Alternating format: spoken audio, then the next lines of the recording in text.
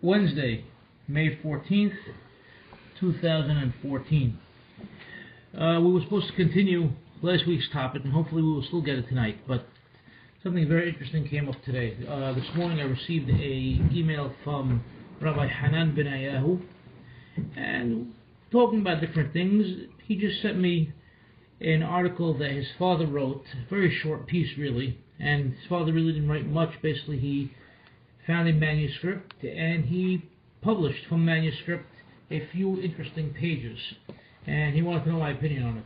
My opinion was that this is amazing stuff, and it's something that needs to be shared. Let's forget about the introduction. Let's just see what it's about. Bottom line is, if we open up Shulchan Aruch in Ora Hayim, Siman Taf Saddi Gimel, and the title over there is Dinim HaNohagim B'Mei HaOmer. We know we've discussed the Omer before, if the Omer is something that's old or not old, if these minhagim were universal throughout the Jewish world or only through certain communities, whether these were Ashkenazi communities, Sephardi communities, how the custom started, how they changed, how they affected people, etc. So let's just take a look at this over here. Shulchan Aruch opens up and says, Nohagim shelo lisa isha ben Pesach la'aseret ad lamed gimel la'omer mipnei sheveh oto zeman metu tamidei Rabbi Akiva aber le'ares u'kadesh shefir dame b'nisu'in name b'shekavah zechanas en omshim oto. So basically it tells you the custom is not to get married from Pesach till the 33rd day of the Omer. Forget about why or not why, etc. And if somebody jumped the gun and got married anyway, he does not get punished. And the next one after that, he puts Nohagim shelo l'staper ad lamed gimel la'omer she'omrim she'az pasku min lamut ואין להסתפר עד יום המדל בבוקר אלא אם כן חל יום המגיע לערב שבת שאז מסתפרים בו מפני כבוד השבת. These are the two main things. There are halacha 3 and 4 within that siman. We're going to leave it alone. So we've touched first no marriages and no cutting of hair. That's all Shulchan Aruch really says. More than that, nothing comes up. So here's a piece from Rabbi Yisrael Shlomo Lingi. Rabbi Ishmael Shlomo Lingi was an Italian rabbi. I didn't have a chance to even look up when he lived, where he lived. I'll do it in a little while, and we'll have that information by the end of the night. But I was just fascinated by the way he approached the topic. And it opens like this. כתב רבי שמואל משער אריה בהגדרותיו לבית יוסף אור החיים סימן תף ג'. So he's saying that Rabbi Shemuel Mishar Aryeh, in his notes, his glosses to the Beit Yosef, writes, נוהגים בכל המקומות שלא לישא נשים בין פסח לעשרת, etc. Right? As we just read from Shulchan Aruch. אך אין במנהג ההוא יסוד על פי הגמרא. This custom has no foundation in the Gemara. אלא שהמקובלים אומרים שהימים שבין פסח לעשרת הם ימי הדין. Rather, the מקובלים, they say that these days between Pesach and Shavuot are days of Din. ואין לנו אלא הגמרא עיקר. That's very nice that they say that, but for us the main thing is the Gemara. Well, who is Mekubalim and what are these secret, definitions that they're giving us at this time of the year? ואין אני קורא לזה מנהג כנגד שום דבר שיש בו מצווה. I can't call this a mitzvah because it seems to go against things that pertain to mitzvah. فحكمי הגמרא כל יקר דראתה עינם ולא קראו דבר זה ולכן אין למחוק במי שלא יחוש לדברים הללו. And I'm sorry, these מקובלים, maybe they're great, maybe the people that instituted these minhagim are wonderful, maybe they're lofty, maybe they're holy, but you know what? The Hachamim of the Gemara did not miss a beat. The Hachamim of the Gemara saw it all. They knew all of the foundations of our Torah. They are the ones that transmitted to us the Torah Sheba'al Peh, and they saw it all, and they wrote nothing about it. And therefore, any person who decides not to heed the words of these people that say they are these minhagim, this person should not be reprimanded. If somebody comes and tells you, I don't care about this custom of not getting married, I don't care about this custom of not shaving or haircuts, you can't start yelling at him. No, he tells you, you have no recourse. You have no way to reprimand him. We have Torah Shebechtav, nothing's there. We have the Mishnah, nothing's there. We have the Gemara, nothing's there. What do you want? On bomb? Nothing there. It's the same. But that's it. Forget about the Rishonim. There's nothing. Not a word, not a hint, nothing. Period. This is the way it opened up. This is Rabbi Shemuel Mishar Ariyeh, an Italian rabbi. Now we're going to come to Rabbi Yisrael Shlomo Lingi that we're talking about. ואלה דברי רבי ישראל שלמה לינגי. בזה הסד דעתי נוטה לדבריו. You know what? I tend to agree with him. That's what Rabbi Lingi is saying about the first writing of Rabbi Shemuel Mishar Ariyeh. When Mishar Ariyeh, what year? He's also, I'll have to look at both of them. They're both Italian rabbis though. In Mishar Ariyeh, that's the translation of his name into Hebrew. He has an Italian name. I'll get it for you in a few minutes. We'll pause and look it up. ואלה דברי רבי ישראל שלמה לינגי. בזה עשה דעתי נוטה לדבריו. בהנני מסכים וגורר אחריו. And not only that, but I agree. And I'm following through with what he's saying. כל שכן דלשם שמיים אנוכי סעיר וזעיר אומר. Everything I'm saying is לשם שמיים. דראיתי בכמה ספרי קבלה. I looked, opened up different books of Kabbalah. בין מהרמ"ק, במשה קורדוברו, בין מהארי ומתלמידיו, ומתלמידי תלמידיו מהאחרים.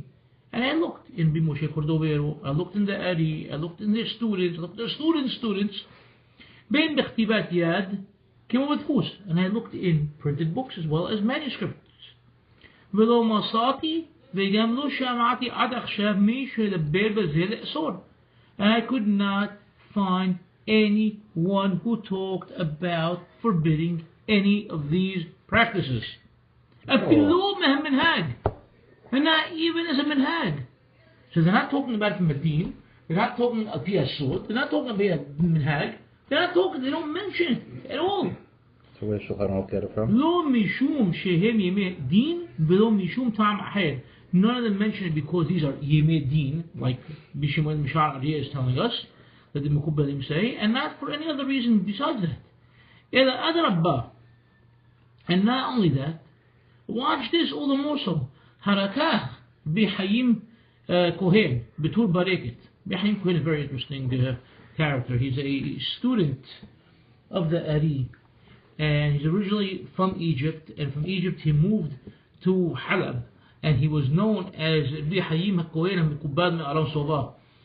And he writes in his Tur Bareket, Res Siman Hanal, in the same Siman of Taf Sadi Gimel, Katab, Al-Ma Shekatab Rabbeinu B'Shulchan Aruch, regarding what our rabbi wrote in the Shulchan Aruch, not referring to B. Yosef Karo, דנוהגים שלא לישא אישה בין פסח לעשרת עד ל"ג, regarding that, במנהג זה חדש הוא בקרב ישראל. This is a new custom amongst the Jews.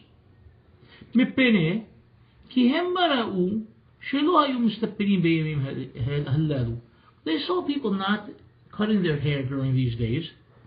חשבו בדעתם, they must have thought to themselves within their own minds, כי עיקר הדבר הוא מפני שהאבל.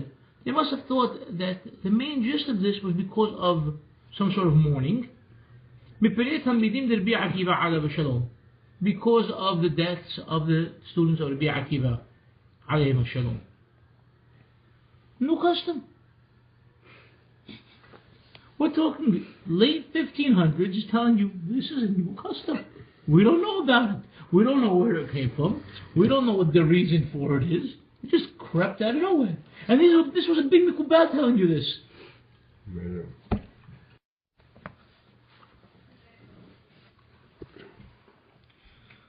ואם אפילו תמצא איזה אדם שיחזיק מנהג זה בטעם על דרך האמת באומרו דהם ימי דין או משום סוד אחרת לא די זה אלא צריך שיהיה אדם גדול ומפורסם בחוכמה זו וכך חכמים הנזכרים לעיל.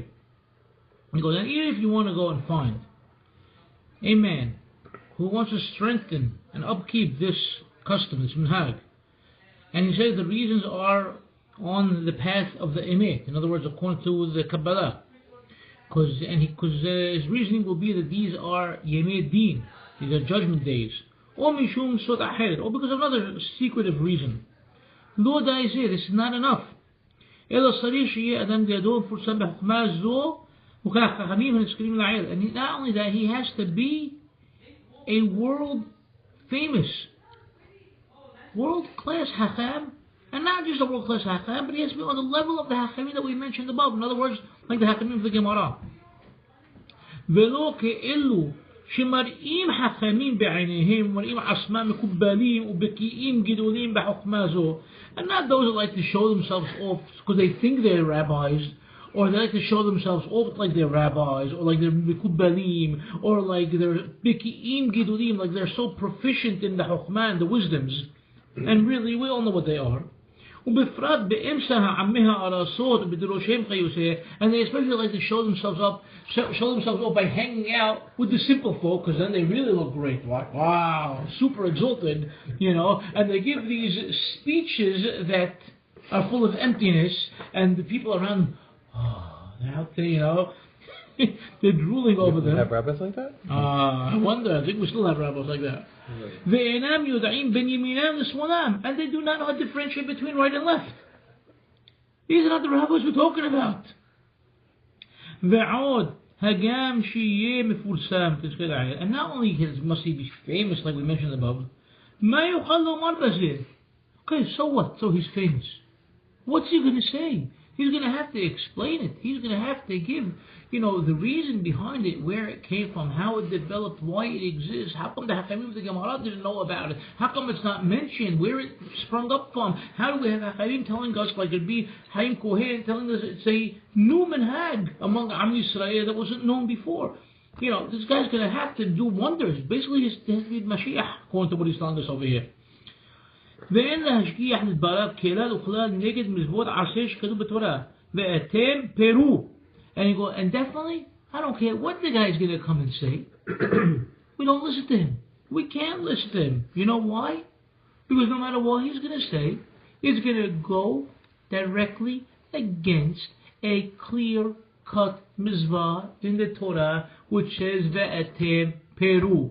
You go and be fruitful and multiply. In other words, get married, procreate. You got to do it.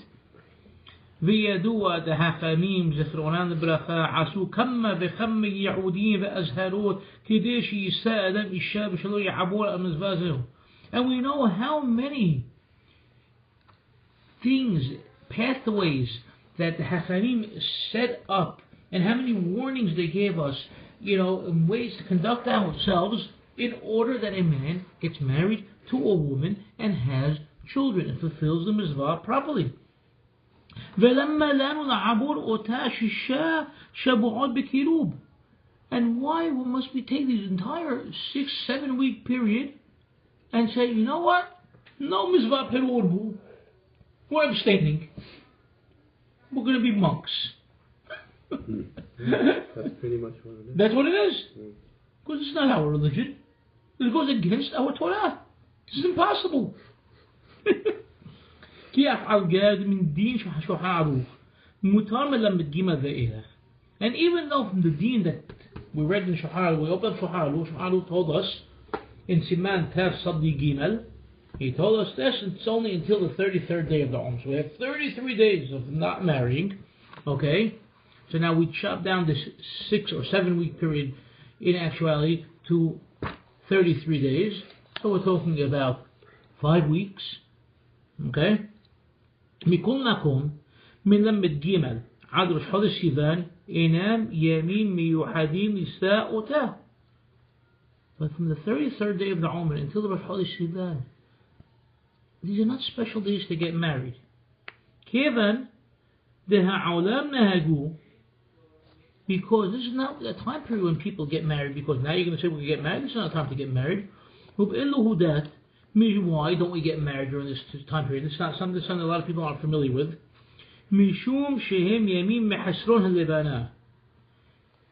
There is a very old and established Jewish custom, and it's mentioned in the Gemara, it's mentioned in the Rishonim, it's mentioned in the Geonim, that generally we know the moon has phases when it waxes and when it wanes. When it becomes full, in other words, from Rosh Chodesh until the 14th, 15th of the month, and when it diminishes, gets smaller from that 15th of the month till the end of the month.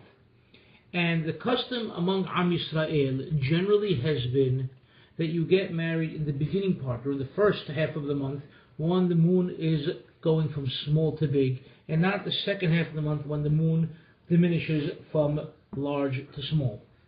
Well, I don't know what the reason is. Interesting. No, it's well known, it's well documented. And even he's bringing it over here. משום שהם ימים מחסרון הלבנה ואינם נושאים אלא מתוספת לבנה ולג תמיד יבוא מחסרה. This is not a time of the year that we would normally get married, because it's a time of the month that happens, because Lag La'umr is so the 18th day of the month of Iyar. That means it's already in the second half, when the moon is getting smaller. Until you get to Rosh Chodesh, you lost out another 12 days. So even though you're technically telling me you have to get married until, I can't get married until Lag La'umr, you tell me from Lag La'umr I can get married, but this is the time when we normally wouldn't get married, because it's considered, not a time when Jews generally get married. So really, we're back to how many days? We're back to the 6 weeks. We took 33 days. We're adding another 12 days or so to it until we get to Rosh Chodesh. So where are we? How many days? 33, 35, 45 days. What do we do? 6 weeks, that he said before. Okay? Well, you left us at a time when we don't get married. How can you tell us we're not getting married for this many days? He goes, I'm bewildered, I'm shocked, I'm surprised at the Hachamim, at the rabbis, the Poskim, the Rishonim, the early Hachamim, that established this minhag. What was wrong with them? Were they not thinking? And even the rabbis that came after them, they didn't catch the mistake. And they didn't, question it. They just, okay, no problem, we'll drink the Kool-Aid, we'll go along. What's going on over here? Didn't anybody realize what's going on? Nobody studied the Gemara. Nobody was familiar with Minhagi Am Yisrael. Nobody knew the Deen from the Torah. What's happening? Ve'adrabba hehziku oto upasu kimotam. They went along with it. They strengthened it. They established it. They continued to rule as them. ולא השגיחו כי בעבר אין איסור לישא אישה אלא למד יום בלבד. And didn't anybody realize that if you are in a state of mourning, okay, it's only forbidden to get married for how many days? 30 days. Why are we going further than 30 days then? 33 days are off. 45 days are off. 50 days are off. Because what's going on? If you're a mourner, if anybody here is a mourner, better than that. So you don't get married during that month. After that, you're getting married. Put it in the book. What? Put it on your... One second. Wait, we're not finished. Wait. ואם יש לו בנים קטנים, או שאין מי שישמשנו, מותר אחר שבעה. And it's not a deen that you can't get married after 30 days. It's only minhag not to get married after 30 days. But if you have small kids, you need companions to help you take care of the kids.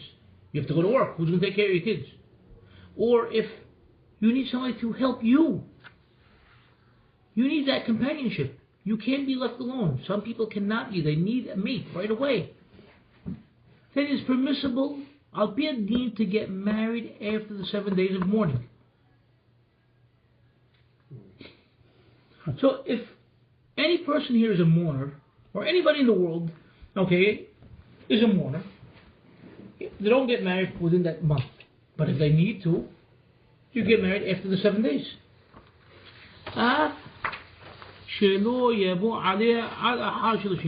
if you're still not going to come and have relations with her until the end of the 30 days, because you want to do the proper kabod, the proper respect, for the person that you're mourning for. But at least you got married, so you could have somebody there. You need that human companionship. You need somebody to take care of your children. You need a woman in the house for whatever reason.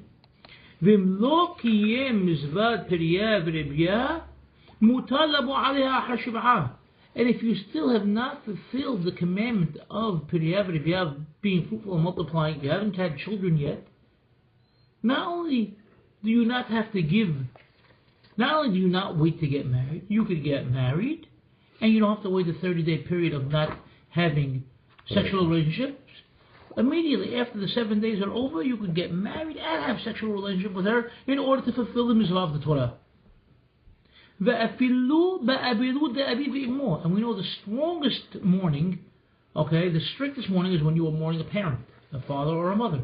And this is the deen even if you're mourning for a parent. You do not wait. The week's over, you get up off the floor, you go get married, you have relations, you try to have children. כמו שפסקו רבנו ורמה בשולחן ערוך ירדעה סימן שין صدي به. Goes the same Shulchan Aruch that we read before that said not to get married is the same Shulchan Aruch that later on Yuredi'a Siman 392 telling us go get married. You have to fulfill the mitzvah. Oh, I see. But he doesn't over there. Right. He doesn't tell us about the Omer period, but he's telling you what the deen is. וזה אף על פי שהוא אבלות חדש ועצמי. Because this is a new abelut. This is a personal abelut. Still got to do, you have to fulfill mitzvah. מה שאין כן בנידון דידן שהוא אבלות ישן ואינו עצמי. And now we're talking about ancient abelut. You have fresh abelut. Somebody close to you just passes away. It's a fresh abelut. And you're still allowed to go and get married and fulfill your obligation. Now we're dealing with Talmidim of Rabbi Akiva, that they died how many? Thousands. How long ago? Okay, we're talking days of the Beit HaMikdash here. And it's not a personal thing. That's how okay. ואף על פי כן אסרו למגיעים, and they're still telling us it's forbidden 33 days. וגם לא חלקו בין יש לו בנים קטנים או שאין מי שישמש אינו. And they didn't tell us that if the person has kids or doesn't have kids, if he needs somebody to take care of his kids. They didn't tell us if he needs somebody to be his companion to take care of him. או שלא קיים מצוות פריה ורבייה. Or they didn't tell us he fulfilled the mitzvah פריה ורבייה. וקיים אלא אסרו הכל. Blanket statement. Everything's haram. That's it. Tell the caterers to shut down. Tell the hazayin they can take the month off. Tell the rabbis there's no extra money in their hands for the next 33 days. Tell the florists they can shut down. Tell the musicians to shut down. Everybody go home. One long vacation. Well, like the French now. Everybody in the whole country shuts down because people are on vacation. It makes no sense. It makes no sense. You can tell. He's writing this and he's freaking out.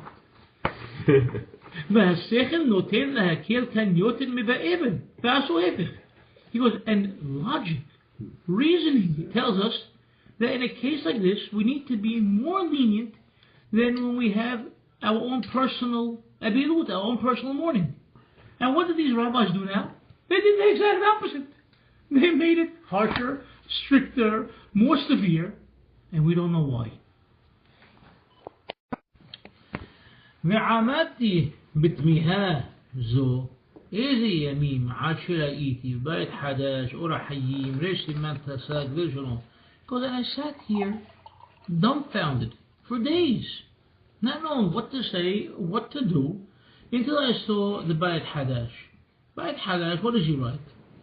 אין חילוק בין נישואין של מזווה כגון שאין לו אישה ובנים לנישואין שאינן של מזווה דבאבלות ישנה כזו שאינה אלא מנהג לא חלקו ביניהם וכך נהגו על כאן לשונו. He goes, all of a sudden, after I think I'm making sense of everything, I open up the Bait Hadash. He says there is no distinction, no differentiation whatsoever, whether we're dealing with marriage of a mizvah or a marriage because he doesn't have a wife, or he doesn't have kids, or he needs a wife, or he needs kids, or it's a marriage not for a mizvah. This is an old abilut, alright, and it's a minhag, and there's no differentiation, and this is the custom, and this is the way it stands, and don't ask questions. Period. Who said? This is the Bait Hadash. Who's that? Who's the Ashkenazi Harum? Oh, He that- comments on the tour. On the, yeah. oh, okay. Okay. And so he's saying, What was his name? Bait Hadash. I don't know. It's not So Yoel Circus, right? No. he's saying you can't get married. Right. Right. Okay. Don't argue. That's it. Got it. Don't question. Not in the argue. Don't even question it. ועם כל זה, החרם מחילה מכיבודו מכיבוד תורתו. Well, excuse me, dear Rabbi. Excuse your great honor and your title. Excuse your Torah. I'm sorry. ולא הן هاني دبراء يفلو بشغي بروتا. Sorry, but what you're saying, it's not even worth a penny. Look how he talks. Use that language? Yeah. Yeah. أفلو بشغي It's not worth anything. Wow. Well, what did I say? Bupkis? Okay, there you go. Yoel Circus, yeah. It is Yoel Circus, Yoel right? Ben Shemuel Circus. It is, wow, I remember that. Okay, so the Bait Hadash is Rabbi Yoel Circus. Okay, כי לא הנהני דבריו אפילו בשווה פירותה. ומשום דתפסו מנהג, דברור שהוא נגד דבר שיש במזווה. You can say because they clung to this minhag, and it is crystal clear that it is against a well-defined mitzvah. וגם כן לא הוזכר בגמרא, and also as we said before, it's not mentioned in the Gemara. יש לנו להחזיקו ולהחמיר בו יותר מאבילות חדש ועצמי. We have to uphold it and be stringent with it more than a new personal abilut. שהחמי הגמרא חלקו בו וגזרו בלבד כזכר לעיל ותו לו, that the Hachamim of the Gemara made distinctions for different types of cases. I don't understand. Harina means it. No way. Impossible. It's haram to think this way. We cannot. This goes against our religion. כל שכן שהר"ן כתב בהדיא בשם רבנו האיה גאון שמראש חודש אב עד התענית דאב בנישואין אם הוא במקום מזבח שאין לו אישה ובנים מותר. He goes, look, the Ra'an writes, Benu Nisim writes, in the name of Rabbeinu Ha'ayeh Gaon, one of the great Geonim, one of the last Geonim, one that's very well, popularized and written about by so many, that at another time of the year, we know from Rosh Chodesh Ab until the fast of Tisha B'Av, okay, we have this 9-day window. Even if you have, we're dealing with the topic of marriage again, the Af Benesu'im, if it's a case of a mizvah that the man does not have a wife, he does not have children, mutar, it is permissible during the 9 days. Even though it's happiness, and we know once the month of Ab enters, we have to decrease, we have to lessen our happiness. But over here, the guy did not fulfill the mizvah, and this is his opportunity. Maybe the guy's going away on a 2-month business trip, whatever the case may be. You have to get married now, for whatever reason. I cannot postpone it for another few days. Well, you didn't fulfill Mizvah priority yet? No, I didn't fulfill Mizvah priority yet. Go ahead, let's get married. The Hachamim have to set up the marriage for me. He has to fulfill Mizvah. והביאו רבנו בבית יוסף סימן תקנה. And you know what? I didn't pull this out of a hat and it's something that Shulchan Aruch didn't see. Rabbi Yosef Karo saw this too, because he mentions it in the Beit Yosef in Siman 551. وخبراف pasak hu zal la'anyan dina. And this is the way he ruled the deen. Open up Shulchan Aruch and you'll see the deen.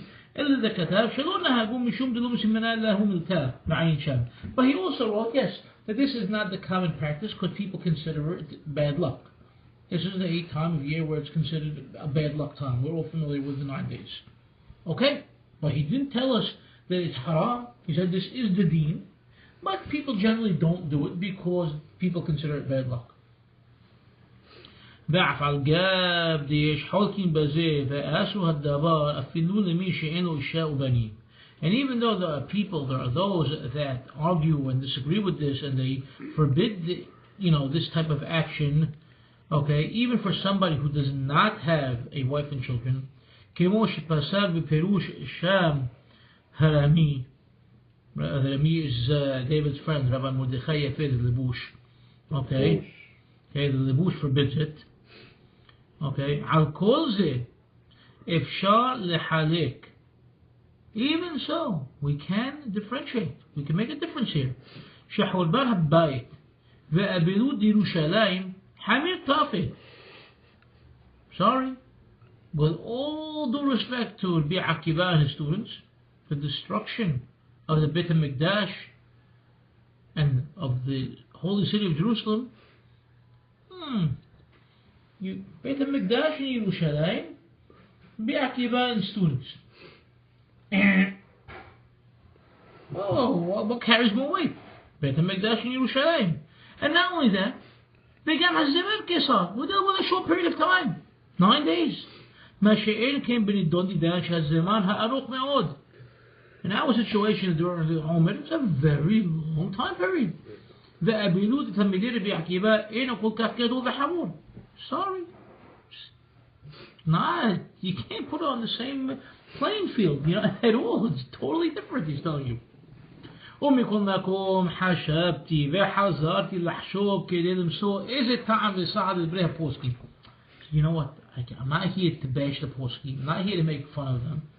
I got to review this again. So I sat and I thought about it and I reviewed it. I have to find some sort of reasoning, some sort of support for the words of the poskim. We understand that Talmidei HaChamim speak in a language that beckons to us, study me, understand what I'm saying, understand where I'm coming from, understand, why I'm going about it this way and what language I'm using. And that's what we have. Let's say, if you open up Harambam, for example, okay, Harambam, as we know, carefully weighed every word he wrote in the Mishneh Torah, in the Yad HaZakah. And if you open it up, it seems crystal clear. He tells you A, B, C, D. And you understand A, B, C, D. But you have, year after year, you have more Pirushim on it. More people looking into the Bnei Harambam and trying to understand what did he say, what did he mean, how did he go about it, why did he go about it this way? Because this is the style of the writing of Hachamim. It always means there's something hidden between the lines, there's something else going on, look into it. That's what he's telling you over here. You need to study the words. It's Pasuk from Tehillim, the first. Okay, the leaves, are not going to just, fall off if they get caught in a heavy rain and wind. There's something there. Something's holding them.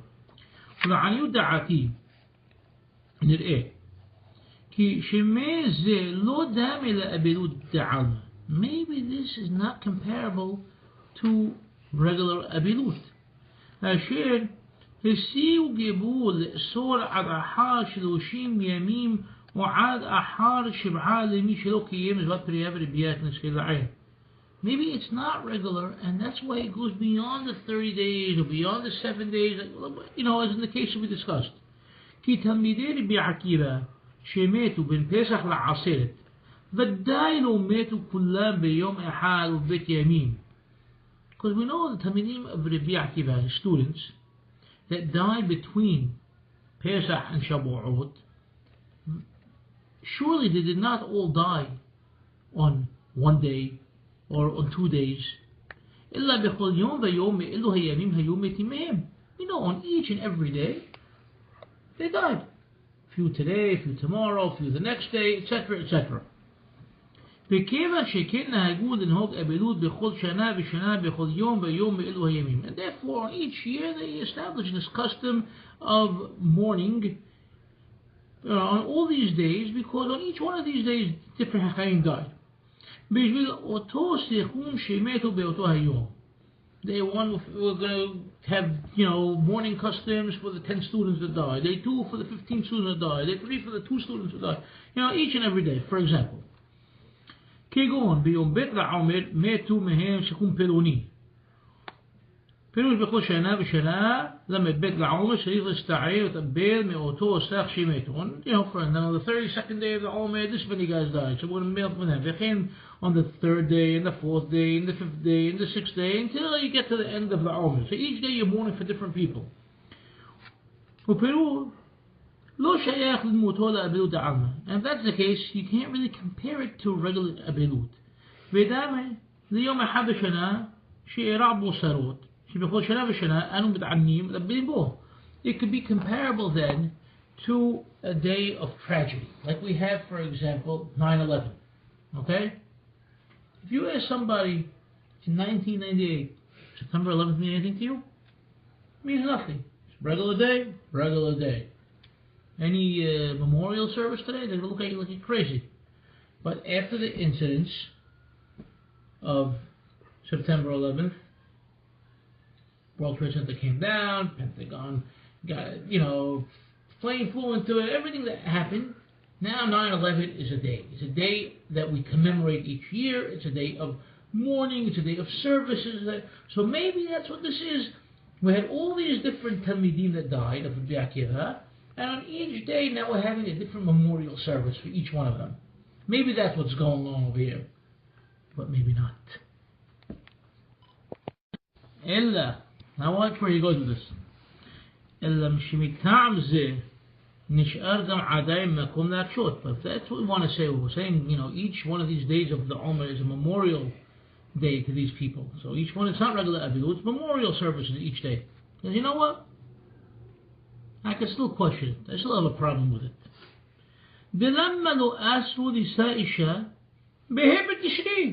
Well, you know what? The 5th day of the month of Tishri.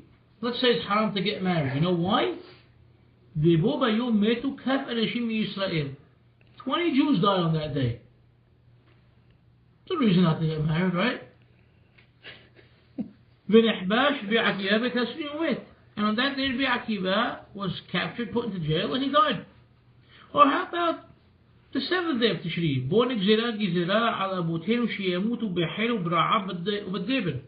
On the 7th day, there was a decree against our forefathers that they should die, in war and starvation and plague. Or how about the 10th day of the month of Iyar? That day, you know what? Ali HaKohen and his two sons, they died. And what else? They captured and took over the Aron of Hashem. They took the Ark of the Covenant. Well, let's take the 7th day of Adar. We all know that day. Moshe Rabbeinu died that day. Let's make that a day for not getting married. How about the 10th day of Nisan? Miriam died. And we can pick all these different days. If we open up Shulchan Aruch, Siman, Taf Kuf Peh, okay, 580 in Shulchan Aruch. Shulchan Aruch gives a million days. Look, it goes, Elu hayamim shir'u bahem sarot l'avotim v'ra'u l'hit'anot bahem.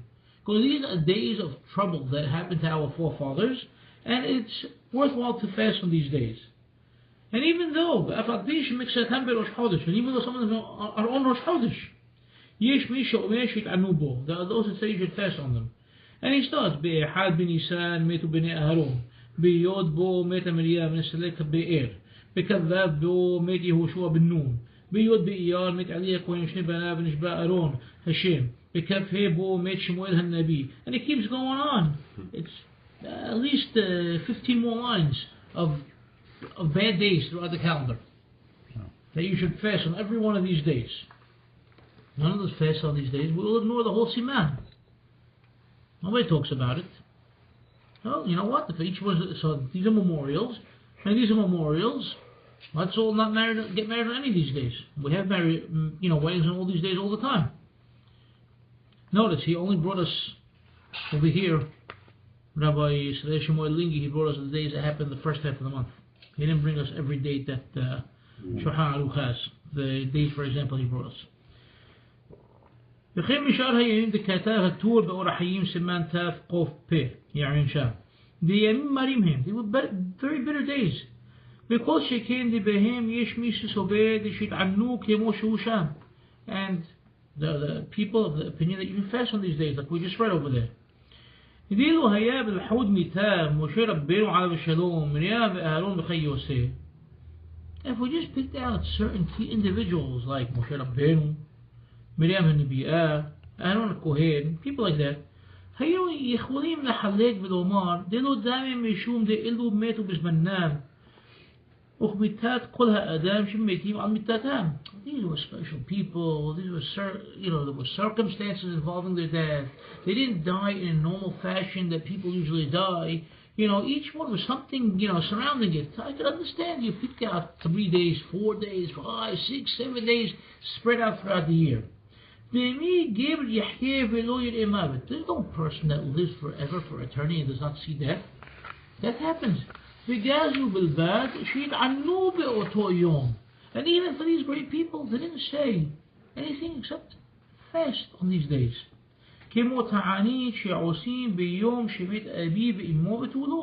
Like many people fast on the day of the passing of a father or mother. No, that's not the case here with the students of Rabbi Akiva. They died a very strange and quick death that just cut them all off. 24,000 of them in 33 days. אבל על מה דעירה בה' ובשבעה בתשתי וביות באייר וכולי איני יודע על עתה מה חילוקם יש לנו לעשות. I don't know. Who was bigger? Moshe Rabbeinu? Aaron HaKohen? Miriam HaNebiah? Or these 24,000 that boom went one shot in this 33-day period? Basically, we have these days that are recommended fasting days. Nobody fasts. Nobody knows about them. Nobody thinks about them. Everybody goes about their business. Everybody's listening to music. Everybody's cutting their hair. Everybody's getting married. Everybody's buying new clothes. Regular thing. But these 33-day period, 33 days at least, if not more, haram. Everything's haram. I don't get it. So we can't compare it to anything. We can't compare it to Abilut. We can't compare it to a memorial. We can't compare it to the day of of one of our great national leaders passing away. That's a memorial day. We don't know what to do with it. The whole thing makes no sense. And don't forget, B'Hayim HaKohen said, Minhag Hadash, 1600. This is all brand new, unknown. ודוחק לומר דכאן אסרו לישא אותה משום אבילות. It's far-fetched to say you can't get married because of אבילות. כיוון שלא יש מקום לגזור תענית. Because there's no way that you can come now and decree a fast. דימים רבים הם, because there are too many days. So you can tell people, this is now the new Ramadan for Jews. Fast the entire time. זה אחר זה, day after day after day. Sounds like a different religion to me. And obviously, the majority of the Sibur, in other words, the majority of the Jewish nation, is not going to be able to uphold such a thing. And if that's the case, you can't establish something that the people cannot uphold. But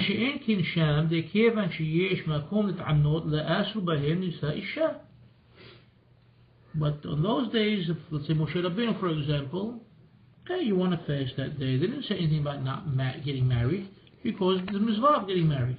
ובאמת אילולא מסתפינה הייתי אומר שהפוסקים תפסו וחסקו מנהג זה וטעות וצריך להסירו.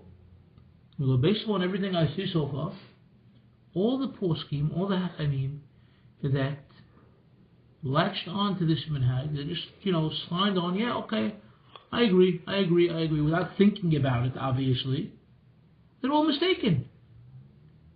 He says, ta'ud, v'lesarich lesiro, and we must get rid of it. We must remove it. We must uproot it. Kevan she'en bo mamash. It doesn't have a leg to stand on. There's no foundation to it. There's nothing there. Because she'ken, and all the more so, why? She'u neged davar mitzvah. It goes directly against a mitzvah. And this is the way the halakha seems to me.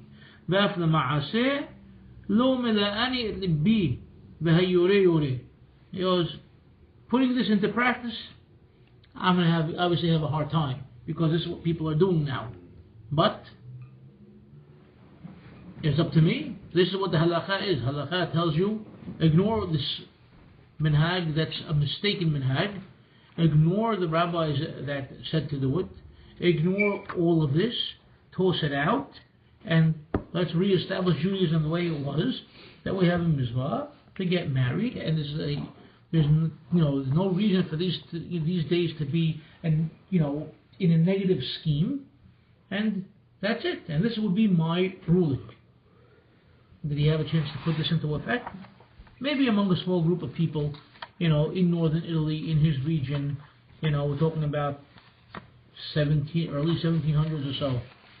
But what really transpired after that, I don't know. But it was just a beautiful way, fresh approach to approaching, the words of the Hachamim, approaching the concepts of our Torah Shebechtav and Torah Sheba'al Peh.